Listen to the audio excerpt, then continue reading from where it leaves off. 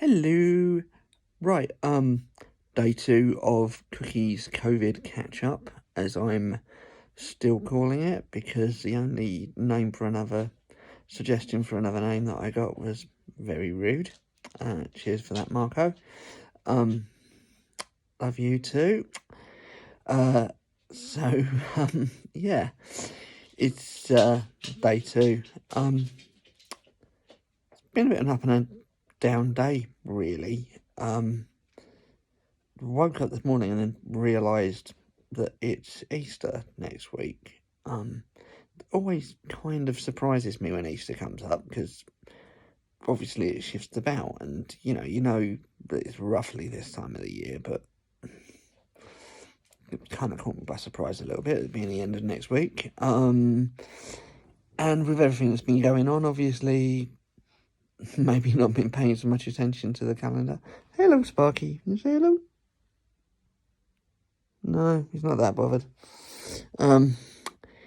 Yeah, so that kind of caught me by surprise. It's a little bit depressing, really, because I loved to see my sister and the kids for Easter and sort of give them their Easter eggs and have dinner with them or whatever, but yeah, that's not going to happen. And it's kind of hit home that there's a few things over the next few weeks or a couple of months that seem... Sorry, I'm just being given a tug rope. You sure you don't want to say hello? You sure you don't want to say hello? Yeah, there's a few things over the next couple of sort of weeks or months that are going to be very different this year. It kind of ties into that thing of, wanting to spend time with people and not being able to, and having to find other ways of doing that. So yeah, that was a bit of a downer. Work's been good, the all very productive day as well. Took this little munchkin out at lunchtime just for a little walk around the park, because he's not been out for a couple of days, so needed to get him out for a quick walk. And that's about it really at the moment.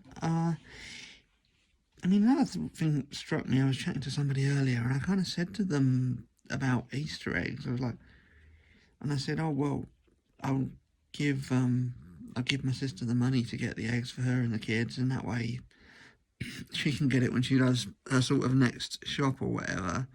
And, I'm not going to get into trouble for going out and buying Easter eggs. And then I thought to myself, I was like, what world are we living in? Like 6 weeks ago, would we have envisaged a situation where you'd legitimately be sitting there going, I'll get into trouble if I go and buy Easter eggs? And I was listening to the radio earlier, I'm not the only person that's had that question. It's ridiculous that, we find ourselves in this position. Obviously, it's completely understandable that we find ourselves in this position, and we've all got to carry on, but it just feels unreal. It just feels very bizarre, very strange, very surreal. And it's basically all because some people eat bats and some other people can't stay out of a pub or a park when they're pissing cold. Yeah, sorry, not gonna shut up about that. This is not a necessary measure, or rather it would not have been a necessary... Hello, Sparky. Or rather it would not have been a necessary measure had people done what they were told to do or advised to do previously. Maybe the issue is that they were advised rather than told. Maybe we live in a world where we can't actually rely on people's common sense anymore.